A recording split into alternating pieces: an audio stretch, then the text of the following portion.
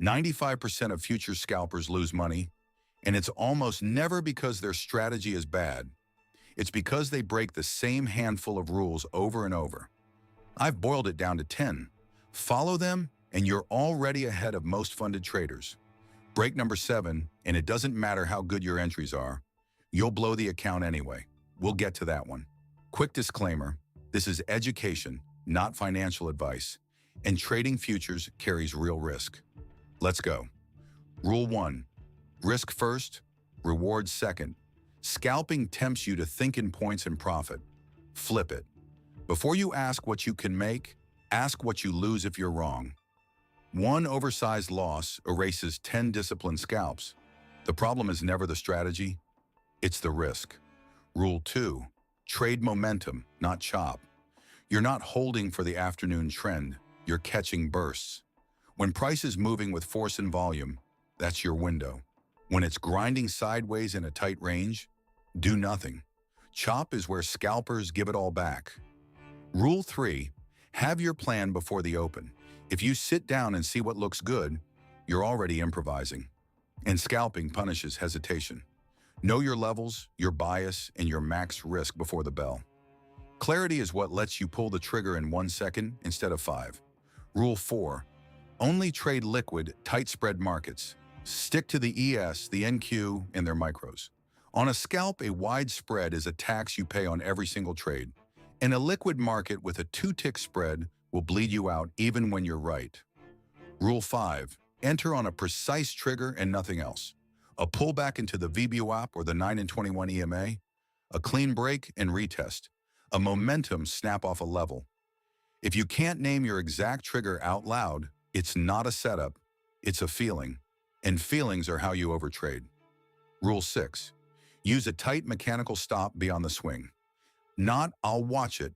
Not, it'll come back. The stop goes just past the structure that proves you wrong, and it goes in the moment you enter. On a scalp, the difference between a small loss and a blown day is whether that stop was already sitting there. Rule 7. Size every scalp off your risk, never your gut. This is the one almost everyone breaks. Here's the trap. Tight scalping stops feel safe, so people pile on contracts. Then one normal stop out is suddenly a massive dollar loss. Your position size is not the max contracts allowed. It's your dollar risk divided by your stop distance. And you cannot do that math by hand between 2 1-minute candles. Honestly, that's exactly why I built SizeWise. You set your risk, you drag your stop on the chart, and it gives you the exact contract size instantly, right inside NinjaTrader. If you've ever blown an account because a position was too big on a stop that was too tight, that's the whole point of it. Links in the description.